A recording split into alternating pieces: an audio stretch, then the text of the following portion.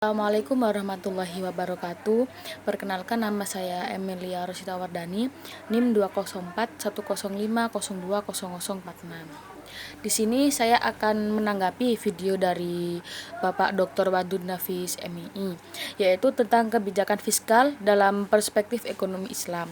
Yang pertama yaitu tentang definisi kebijakan fiskal dalam perspektif ekonomi Islam adalah kebijakan yang dilakukan oleh pemerintah dengan cara meningkatkan atau mengurangi pendapatan dengan belanja negara untuk mencapai tujuan yang diharapkan. Yang kedua yaitu tujuan, yaitu memiliki 5 tujuan. Yang pertama yaitu pertumbuhan ekonomi, yang kedua mencegah pengangguran, yang ketiga stabilitas negara, yang keempat mendorong laju investasi, dan yang kelima yaitu untuk mewujudkan keadilan sosial. Yang berikutnya yaitu tentang jenis dari kebijakan fiskal dalam perspektif ekonomi Islam, yaitu ada 2. Yang pertama ekspansif dan yang kedua konstruktif.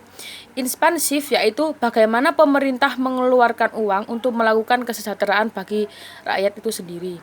Yang kontraktif yaitu mengurangi uang beredar, habis itu agar uang tersebut tidak membuat inflasi itu semakin tinggi. Yang keempat yaitu tentang komponen kebijakan fiskal. Yang pertama yaitu kebijakan pajak, yang kedua kebijakan pengeluaran, yang ketiga kebijakan investasi dan disinvestasi, dan yang terakhir yaitu pengelolaan utang atau surplus. Yang kelima yaitu instrumen kebijakan fiskal. Ada 3.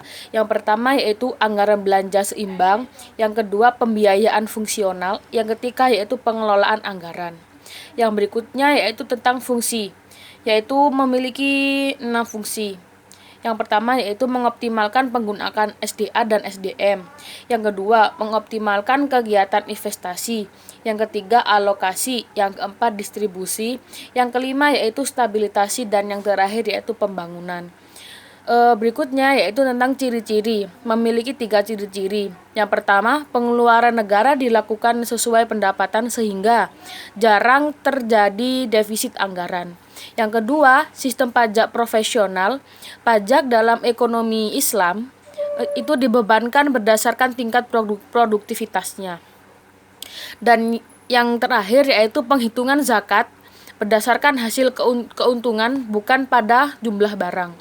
Yang kedelapan yaitu fungsi kebijakan fiskal dalam ekonomi Islam itu ada 2. Yang pertama yaitu memelihara terhadap hukum, yang kedua manajemen kekayaan pemerintah, dan masih banyak lagi. Dan yang terakhir yaitu tentang instrumen kebijakan fiskal dalam ekonomi Islam tuh ada 3, ada banyak, tapi di sini saya menyebutkan 3.